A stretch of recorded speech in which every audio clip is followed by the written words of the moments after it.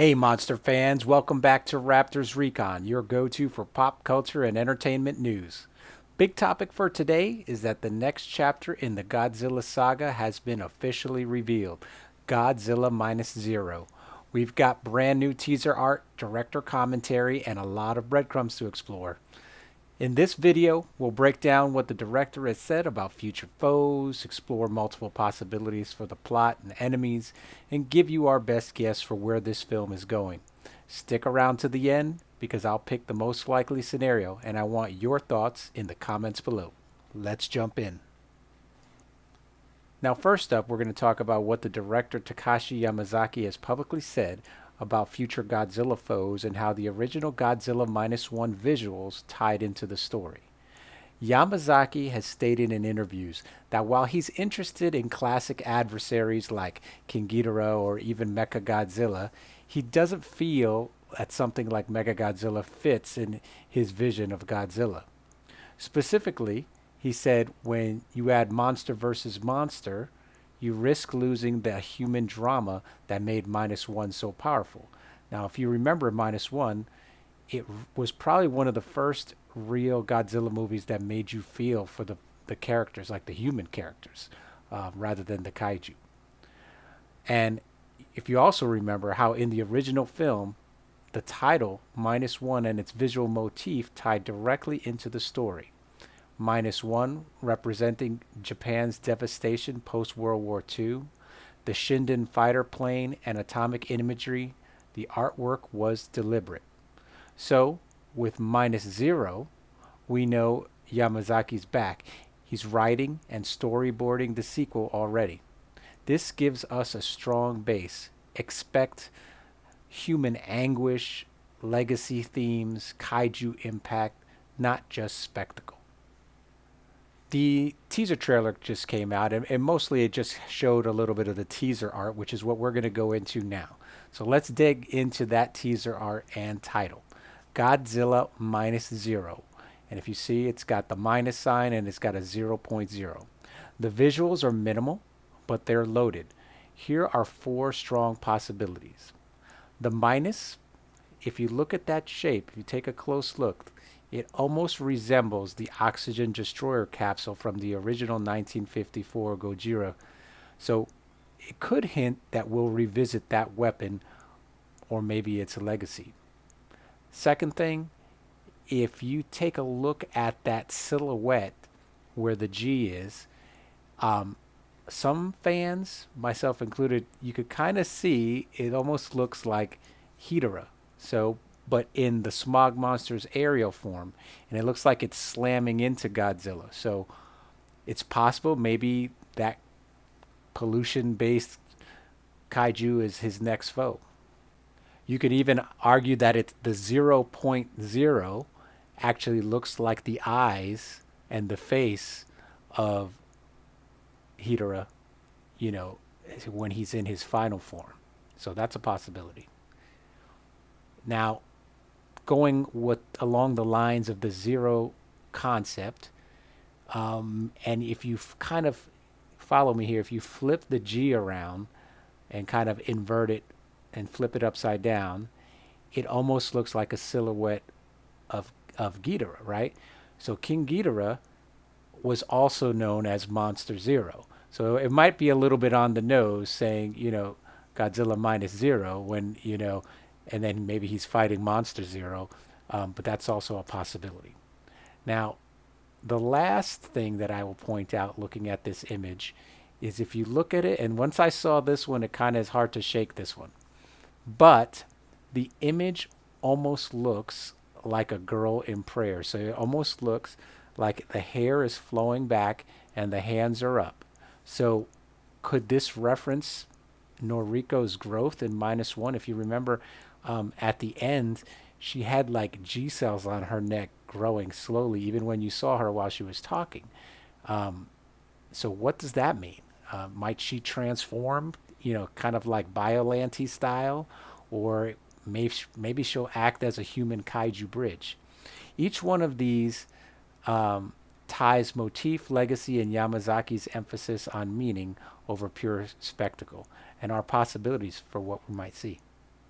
So exploring this a little further, taking what we can that we've derived from the imagery, it's time for some speculation on what the plot points and enemies might be based on that. So in that first scenario, revisiting the Oxygen Destroyer legacy. So maybe Godzilla resurfaces in a world still haunted by atomic trauma, right? The minus zero could suggest an attempted final reset and the use of the Oxygen Destroyer technology or someone trying to recreate it. And then Godzilla is drawn back as the ultimate outbreak. The enemy could be a human built weapon or monster born of that Oxygen Destroyer radiation. The next scenario would be the pollution kaiju, the Hedorah redone. Now, the director has already talked about how much he really wants to bring Hedorah to the big screen. He wants to do a story with that. That was one of his favorite monsters, from the Godzilla IP, and we could see that happening. Now, if you think back to Hedorah, you kind of be like, what is this? It had a lot of mixed reviews. A lot of people didn't like the style that movie brought, but I thought it was actually pretty cool. I remember as a kid and watching that and thought it was a really interesting anyway. But if that Hedorah silhouette theory holds, you can expect kind of that environmental twist where maybe it's the monster born of air pollution and chemical warfare, maybe through nations attacking Japan or the Pacific, dropping chemical bombs and things like that. It creates this creature, and then Godzilla becomes the lesser evil, or maybe even he's forced to face off against it. So Japan is now facing these two threats, and which one is going to come out on top, and are they going to be able to survive? Now the next scenario, the Monster Zero King Ghidorah rising kind of a theme. Given Yamazaki's willingness to tackle serious foes, Ghidorah could be reimagined as a force of nature. Maybe, with he's got those gravity beams, but they come off like, lightning and such. Maybe it's not just a monster, but it's a force of nature. So literally, the zero meaning like 0 point energy, a disturbance in time. Godzilla fights not just a physical monster, but a metaphysical threat. Now, the last scenario, and I think one that would be probably the most daring, is the human angle, right? So, Noriko's G self growth from -1 left a mystery. Like, what's going on with her, right? Could she or another character become a kaiju? Is that possible in this universe? I mean, could you imagine? What would happen to Shikishima if he sees the love of his life, actually turning into something that he hates, and probably that she hates too for all the damage and stuff that Godzilla did in -1. So if you look at that, but it also shows that girl, if you look at it from like that silhouette thing, right, that she's in prayer, right? So maybe it's not that she changes into something like that, but maybe there's some kind of tie, human monster convergence, bringing the emotional stakes to the monster fight, right? Maybe the first movie was the emotional state with with humanity, right? Because Godzilla was like that force, that just unyielding vengeance that came out there. But maybe he'll bring that human aspect and tie it in. Yamazaki's emphasis is on human drama, right? So realistically, I mean, the film could combine a whole bunch of different, elements, right? There could be that human transformation into a kaiju, but what if it is that Noriko actually has a bond? What if that growth or whatever, it gives her a bond where she is able to communicate to Godzilla, right? Maybe she's able to bring that emotion and a little bit of humanity, right, to Godzilla. So he's still a force to be reckoned with. He's still that. But now there is a bit of good and a bit of humanity brought into his character, which we really didn't see in the first one. So that would kind of tie into the fact that, Yamazaki doesn't want to just add monsters that detract from the human drama. He would be bringing that drama into whatever fight Godzilla has, so that could be a possibility as well. Now, my best guess for Godzilla Minus Zero would be scenario B and scenario D. Basically, a combination of the pollution kaiju with that human transformation with Noriko, right? And tying those two together. So, in short, perhaps a pollution-inspired kaiju threatens the region, like Hedorah. Maybe it's a revamped Hedorah. And the human arc centers on that threat coming.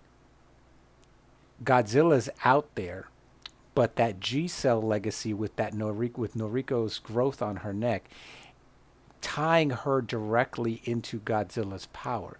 So maybe she brings that bit of humanity to Godzilla, and he is able to, instead of exacting vengeance on humanity, become a protector, have that pivot to become a protector for humanity. Now, he's still the monster, but now there's a little bit of that human hope and emotion intertwined into his psyche. Why? Why do I think this? Well, Yamazaki emphasized that he wants human drama over spectacle. And how daring would it be to have human drama brought into kaiju, which are not human, obviously, but bringing that kind of emotion to them. I mean, that would be a big deal to bring that kind of drama to a monster. And then you have, like I said, that prayer girl silhouette. It's just too specific to dismiss. Once you look at it that way, it's hard to.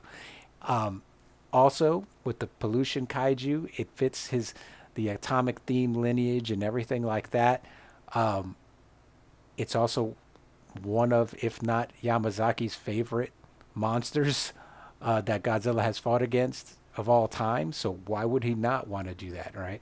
And so you also have the title of Zero, which suggests like a reset, but also rebirth. Maybe Godzilla, you saw him getting regrown. Maybe that rebirth is not just physical, but it is emotional. So anyway, what can you do right now?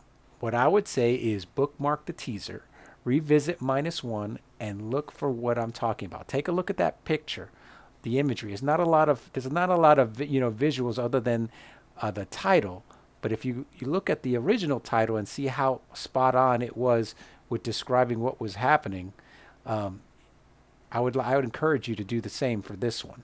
Look for some upcoming teaser trailers and things that come out, and watch for that subtle environmental chemical cues in upcoming footage, and keep the conversation going. What foes do you want to see? Now, as you can tell, I'm a huge Godzilla fan. Been one ever since I was a kid. So this is a treat for me to see this. I really enjoyed Godzilla -1. So you can go back to see my review of that when that came out. So if you enjoyed this deep dive as much as I did, hit that like button, subscribe for more kaiju content, pop culture, and entertainment news, and ring that notification bell so you don't miss the next update as we track Godzilla -Zero. So once again, thanks for watching, monster fans. Until next time, may Godzilla destroy your house last.